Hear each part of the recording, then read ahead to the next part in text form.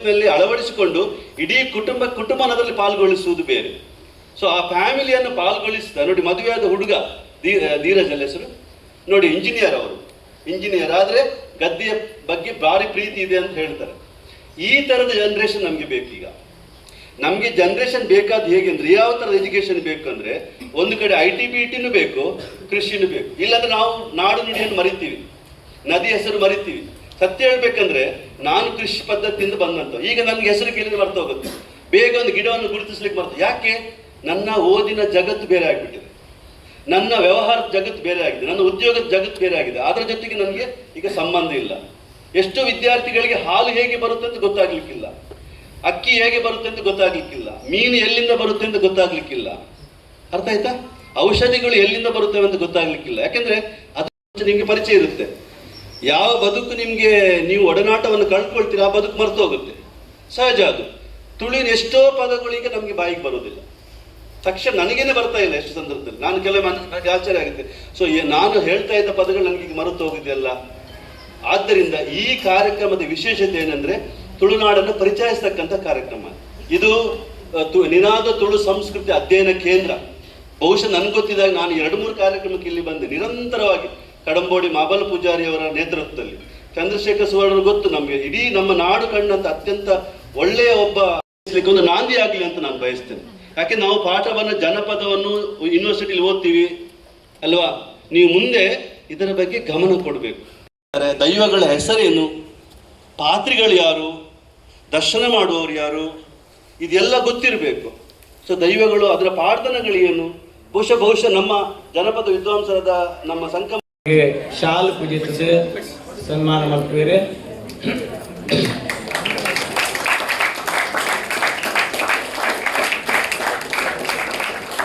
ಅಕ್ಷತಾ ನವೀನ್ ಶೆಟ್ಟಿ ಮಾಲೆ ಪಾಡಿದೆ. ಆನಿದ ಕಾಲುಡು ಅವ್ರನ್ನ ಖಂಡನೆ ಪಾಡ್ದಿನಂಚಿನ ಮಾಲೆ ಇನಿ ಅರೆಗೆ ನೆನಪಾವಡು. ಡಾಕ್ಟರ್ ವಾಸುದೇವ ಬೆಳ್ಳೆ ಅರೆಗೆ ಫಲ ವಸ್ತು ಕೊಡ್ತೀರಿ. ಇಂಚ ಕೆಂತು ಇಟ್ಟಿದ್ದೀರಿ ಜೋಕಲೆ ಓ ಮಿತ್ತಲ್ಲಾಡೆ ಕೊರೆಯತ್ತೇರೆ ತಿರ್ತಲ್ಲಾಡೆ ಕೊರಂಗರ್ತೇರೆ ಜಪ್ಪು ಗುಡ್ಡೋ ಜಪ್ಪು ಓ ನಡಿಲ್ಲಾಡೆ ಚೆನ್ನೈಗೊಪ್ಪುಂಡೋ ಅಡಿಲ್ಲಾಡೆ ಗುಣ್ಯಗೋ. ಇದು ಶ್ರೀವಾಣಿ ಶಾಲೆಗೆ ನಾವು ಕೊಡುವಂತಹ ಗೌರವ. ಶ್ರೀವಾಣಿ ಶಾಲೆಯ ಸಂಚಾಲಕರಾದಂತಹ ವಿದ್ಯಾಶಂಕರ್ರವರು ನಮಗೆ ಮಕ್ಕಳನ್ನು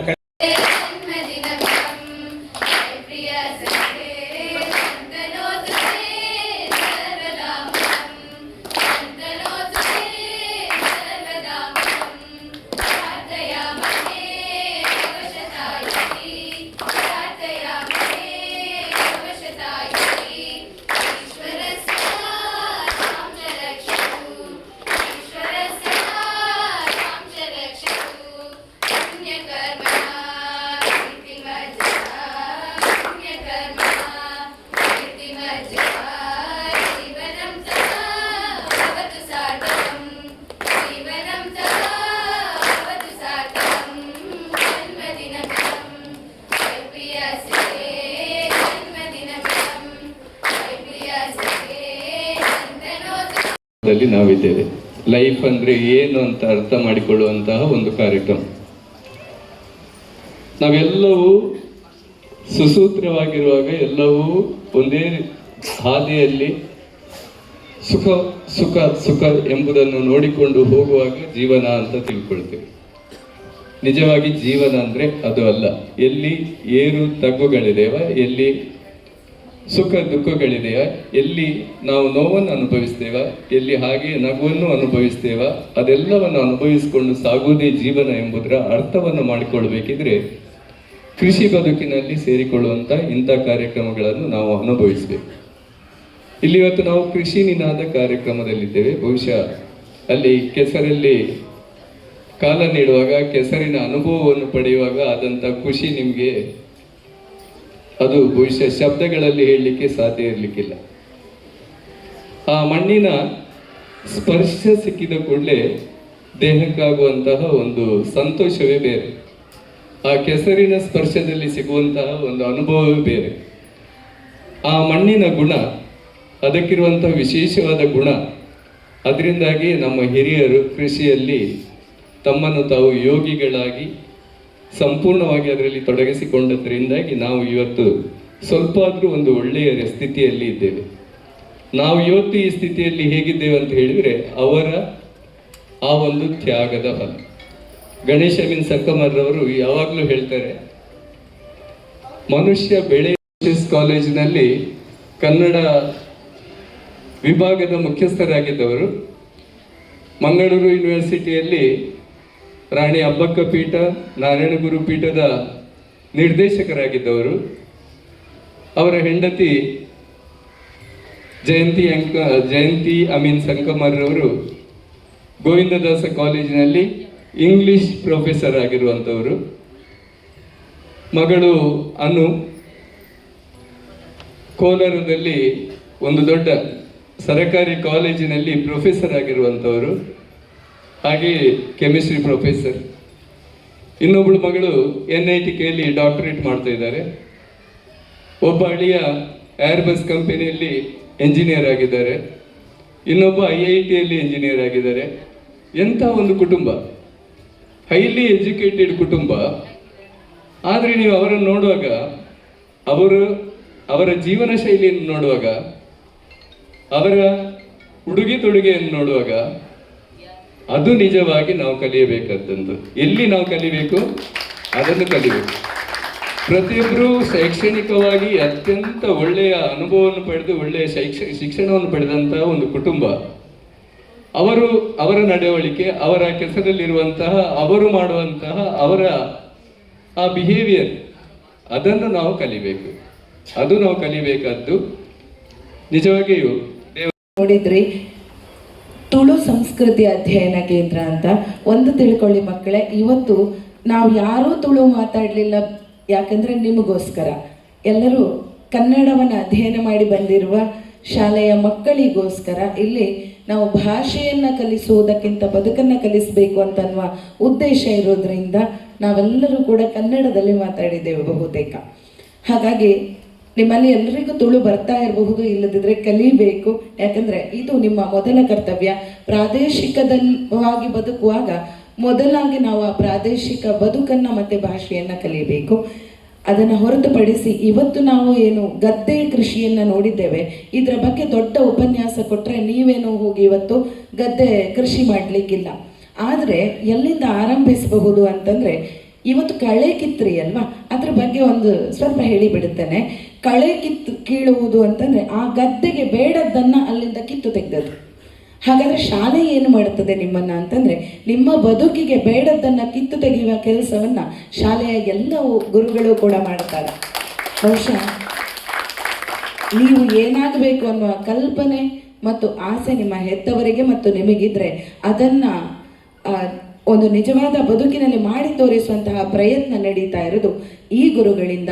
ಹಾಗಾಗಿ ಜೊತೆಗೆ ಬಂದಿರುವಂತಹ ಎಲ್ಲ ಉಪನ್ಯಾಸಕರು, ಎಲ್ಲ ಶಿಕ್ಷಕರು, ಜೊತೆಗೆ ನಿಮ್ಮ ಸಂಸ್ಥೆಯಲ್ಲಿ ನಿಮಗೆ ಪಾಠ ಮಾಡುವಂಥ ಪ್ರತಿಯೊಬ್ಬ ಗುರುಗಳಿಗೂ ಕೂಡ ಆ ಗೌರವವನ್ನು ನೀವು ಸಲ್ಲಿಸಬೇಕು.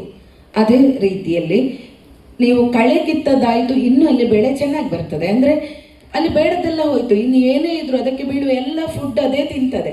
ಇಷ್ಟೊತ್ತು ಬೇಡದೇ ಇರೋದು ತಿಂತಾ ಇತ್ತು ಅಲ್ಲಿ ಏನಿತ್ತದು. ಜೊತೆಗೆ ಕೃಷಿ ಅಂತಂದರೆ ಕೇವಲ ಗದ್ದೆ ಬೆಳೆಯುವುದಲ್ಲ ಅಂತ ಹೇಳಿದರು ಮಾತಾಡ್ತಾ. ನಿಮ್ಮ ಮನೆ ಬಾಗಿಲಲ್ಲೊಂದು ಗಿಡ ನೆಟ್ಟರೆ ಆ ಗಿಡವನ್ನು ನೀವು ಹೋಗಿ ಯಾವುದೋ ಕಸದ ಮಧ್ಯದಲ್ಲಿ ಕೋಲೂರಿ ಬರುವುದಿಲ್ಲ. ಬದಲಾಗಿ ಅದರ ಸುತ್ತಮುತ್ತೆಲ್ಲ ಕ್ಲೀನ್ ಮಾಡ್ತೀರಿ, ಆಮೇಲೆ ಅಗೀತೀರಿ, ಅದಕ್ಕೆ ಬೇಕಾದ ಗೊಬ್ಬರ ಮಣ್ಣನ್ನು ಹಾಕ್ತೀರಿ. ಅದು ಕೊಳೆ ಅಲ್ಲ, ಗೊಬ್ಬರವನ್ನು ಮಣ್ಣನ್ನು ಹಾಕ್ತೀರಿ, ಆಮೇಲೆ ಆ ಗಿಡ ನೆಟ್ಟು ಬರ್ತೀರಿ. ಆಮೇಲೆ 4 ಸಲ ಆ ಗಿಡದ ಹತ್ರ ಹೋಗಿ ಒಂದು ಚಿಗುರು ಬಂತ ಅಂತ ನೋಡುವಾಗ ಪಕ್ಕದಲ್ಲಿ ಬೇರೆ ಏನಾದರೂ ಕಸ ಬಿದ್ದರೆ ಕೋಪ ಬರ್ತದೆ ನಿಮಗೆ. ಯಾಕಂದರೆ ನೀವು ನೆಟ್ಟ ಗಿಡದ ಹತ್ರ ಅದಿರಬಾರ್ದು ಅಂತ ಅದನ್ನು ತೆಗಿತೀರಿ. ಇದು ಸ್ವಚ್ಛತೆ ಮತ್ತು ಪರಿಸರ ಇದೆರಡು ಜೊತೆಯಾಗಿ ಬೆಳೆಯುತ್ತದೆ ಅಂತ ಅನ್ನೋದನ್ನು ತೋರಿಸಿಕೊಡುವಂಥದ್ದು. ಹಾಗಾಗಿ ಖುಷಿ ಆಪುಡು. ಬಹುಶಃ ಬೆನ್ನಿದ ಈ ಮಣ್ಣದ ಕೆಸರಡು ಪುರ್ಮುನ ಇನಿತ ಈ ದಿನಕ್ಕೂ ನಿಗುಲು ಮಾತೆರ್ಲ ಬೈದರು. ಬಹುಶಃ ಬೆನ್ನಿದ ಬೇಲೆ ದುಮ್ಮುದ ಕಾಲಡು ಎಂಜೆತ್ತನ್ನು ಬಂದು ನಿಗುಲು ಎರಡಲ್ಲ ಕೇಂದ್ರ ಗೊತ್ತಾವು. ನಿಗುಲು ಭಾರಿ ಪುಣ್ಯಾತ್ಮರು. ನಿಗುಲಿತ್ತೆ ಸೊರ್ಗುಡಿತ್ತು ಲೆಕ್ಕ ಉಳ್ದಿರು ನಿಗುಲಿಗೆ ಎಲ್ಲಿಯಪ್ಪನಾಗ ಶಾಲೆಗೆ ಬಂದಾಗ ಶೂನ ಅಪ್ಪೆಮ್ಮೆ ಪಾಡ್ಬೇರು ಕುಂಟಂಗಿನ ಅಪ್ಪೆಮ್ಮೆ ಪಾಡ್ಬೇರು ನಿಗಲ್ನ ಬ್ಯಾಗನ್ನು ಗಾಡಿ ದಡಿ ಮುಟ್ಟಕ್ಕೆ ಅಂತ ನಿಗಲ್ನ ಬಿಡ್ಪೇರು ಆಂಡ ದುಮ್ಮದ ಜೀವನ ಅಂಚೆ ಎತ್ತಜಿ ಕಾಂಡೆಲಕ್ಕೆ ಕೂಡ್ಲೆಗ್ ಆಯಾಗ ಒಂಜಿ ಗಂಜಿ ಇತ್ತಂಡ ಮಲ್ಲ ಪುಣ್ಯ ಇಲ್ಲಡು ಆ ಗಂಜಿ ಒಂದು ಕಂಡದಡಿಗೆ ಪೋಡು ಎರುನು ಕೊನೋದು ದಪ್ಪೋಡು ಬರಿ ಕಟ್ಪೋಡು ನೇಜಿ ಕೊನೋದು ಕಂಡೋಗ ಪಾಡೋಡು ಒಂದು ಮಾತ ಜೋಕ್ಲಿಗೆ ಬೇರೆ ಇತ್ತಂದು ಅವೇನು ಮಲ್ತದಕ್ಕಲು ಶಾಲೆಗೆ ಬಂದಿತ್ತೇರು ಎಂಕಲ್ನ ಸಹಪಾಠಿನಕ್ಕಲು ಬಂದಾಗ ಅಕಲ್ನ ಮೈಟ್ ಕೈಟ್ ಕೆಸರಿತ್ತಂದು ಆಂಡ್ ಏರ್ಲ ಅಕಲಿಗೆ ಮಸ್ಕಿರಿ ಮಲ್ತೊಂದು ಇತ್ತಿದ್ದೀರು ಕೆಬಿತ ಇಡೇಟ್ಲ ಕೆಸರು ಒಪ್ಕೊಂಡಾಗ ರೇಪನಗೆ ಅಕ್ಕಲು ಬೆನ್ನಿದ ಬೇಲೆ ಮಲ್ತದ್ದು ಆ ಬ್ಯಾಗನ್ನು ಬುಗ್ಗೆಲು ಪಾಡೊಂದು ಶಾಲೆಗೆ ಬಂದಿತ್ತೇರು ಅಂಚಿನ ಆ ಬಂಗೋಡು ಬೆಂತೇರು ಅವು ಅಕಲ್ನ ಆ ಬಂಗೋಡು ಬೆಂತೇಟ ಹತ್ರ ಏರ್ಲ ಅದಕ್ಕೆ ಇಂಗ್ಲೀಷ್ ಮೀಡಿಯಮ್ ಇತ್ತಜಿ ಪ್ರೈವೇಟ್ ಶಾಲೆ ಇತ್ತಜಿ ಗೌರ್ಮೆಂಟ್ ಶಾಲೆಯಲ್ಲಿ ಕಲ್ತದ್ದು ನಮ್ಮ ಊರ್ದ ಏತೋ ಜೋಕುಲ್ ನಕಲು ಇಂಜಿನಿಯರ್ ಆತೇರು ಡಾಕ್ಟ್ರ್ ಆತೇರು ವಿಜ್ಞಾನಿಗಳು ಆತೇರು ಅವು ದಯಕ್ಕೆ ಬಂದಾಗ ಆ ಬೆನ್ನಿನ ಬೇಲೆಡ ಅಂಚಿನ ಪವರ್ ಇತ್ತಂಡು ಆ ಶಕ್ತಿ ಇತ್ತಂಡು ಅಕಲೇನು ಮಿತ್ತೊರು ಮೇಗಕ್ಕೊನ ಪೋತುಂಡು ಅಂಚೆ ಅದು ನಿಕುಲ್ಲ ಮಾತ ಒಂದೊಂದು ತಾಂಡಲ್ಲ ಬೆನ್ನಿ ಕಣ್ಣೋಡು ಬೆಂಜಂಡಲ್ಲ ಇಲ್ಲದ ಬಾಕಿಲ್ಡು ಒಂಜಿ ಪೂತನಿರ ದಯ್ಯ ನಡೆದು ಒಂಜಿ ತಾರನ ನಡೆದು ಅವೇನು ಪೋಷಣೆ ಮಲ್ಪಲೆ ಬಹುಶಃ ಈ ಕೈತ ಕಂಡಗ ಪೋಯರಡ ನಿಕಲಿಗೆ ಕೆಲವು ವಿಷಯಗಳು ಗೊತ್ತಾಪುಂಡು ಅವು ನಡ್ನಾಗ ನೇಜಿ ಆದುಪ್ಪುಂಡು ಅವು ಬುಲೆದ ಇಟ್ಟು ಕೊರಲ ಬಣ್ಣಾಗ ಅವು ಕೆಯ್ಯಿ ಆದುಪ್ಪುಂಡು ಅವೇ ಕೆಯ್ನು ದರ್ತದ ಇಲ್ಲದ ಜಾಲ ಬಣ್ಣಗ ಬೈಯಿ ಹಾಪುಂಡು ಒಂಜೇ ಸಸ್ಯ ಅವು ನೇಜಿ ಕೆಯ್ಯಿ ಬಾರ ಒಂದು ಹಾಪುಂಡು ಬೈ ಹಾಪುಂಡು ಆ ಬೈನು ಇಲ್ಲ ಕೊನೋದು ಬೊಕ್ಕ ಕಂಡೋಡು ಕೊನೋಯ್ ಬೊಕ್ಕ ಅಲ್ಪ ಇತ್ತಿನ ಆಯ್ತ ಮುದಿಯಲ್ಗೆ ಒಡ್ಡು ಬಂಪೇರು ಒಂಜೇ ಸಸ್ಯ ಉತ್ತಲು ಏತು ಪುದನ್ನು ಪೂರ ಬಂಪೇರು ಯಾನ ನಿಕಲಿಗೆ ಒಂಜಿ ಕ್ವಶನ್ ಕೇಳುವೆ ನಿಕುಲಿತ್ತೆ ಪರ್ನನ್ನು ತಿನ್ಪಾರತ ಪರ್ನದ ಚೂಲಿಗೆ ಒಪ್ಪಾರು ಪರ್ನನ್ನು ತಿನ್ಪಾರು ಅವು ಪರ್ನೇ ಬಂತೀನಿ ಚೂಲಿಗೆ ಎತ್ತನಾಲ ಪರ್ನೇ ಬಂತೀನಿ ಕತೆ ಬೆದ್ದಾಲ ಬಂಪಾರ ಇಜ್ಜಿ ಇದೆ ಗೋಕುದ ತಿರ್ತುಲು ಒಂಜಿ ಬೀಜ ಹಾಪುಂಡು ಅವು ಗೋಕುಡು ಪುನಗಲ ಬೀಜನೇ ಅವೇನು ಕಂತ ಇಲ್ಲ ನುಂಗಣ್ಣಲ ಬೀಜನೇ ಅವೇನು ಒಡೆತದ್ದು ಪಾಯಸ ಪಾಂಡಲ ಬೀಜ ಬಂದೇ ಬಂಪಿನತೆ ಆಂಡ ನಮ ತಿನ್ಪಿನ ಒಂಜಿ ವಸ್ತುಗೆ ಚೂಲಿಡು ಪುನಗ ಒಂಜಿ ಪುದರ್ ಒಪ್ಪುಂಡು ಚೂಲಿಗೆ ಎತ್ತಿ ಬೊಕ್ಕ ಒಂಜಿ ಪುದರ್ ಒಪ್ಪುಂಡು ಅವು ವಸ್ತು ಬನ್ನೆ ನಿಕುಲು ಮುಲ್ಪ ತುಯ್ಯಾರು ನಿಕುಲು ಇಲ್ಲಾಡ್ಪೋದು ತುಂಡ ಅವು ಸಂಕಮಾರನ ಮೆಗ್ಗೆ ಬಂದು ಏರ್ಲ ಪನ ಏರು ಮಗರ್ದು ಜಾಸ್ತಿ ಮೋಕೆಡು ಆ ದುಗ್ಗಣ್ಣನ ಅಲ್ಪ ಆರು ಕಾಂಕ್ಬೇಕು ದಯಪನಾಗ ಬೇಕಗಳು ಒವ್ವೇ ಕುಟುಂಬದ ಕುಳಿತನ್ನ ಒವ್ವೇ ಆಶ್ರಮಗ ಓಲ್ಲ ಕೊನ ಸೇರ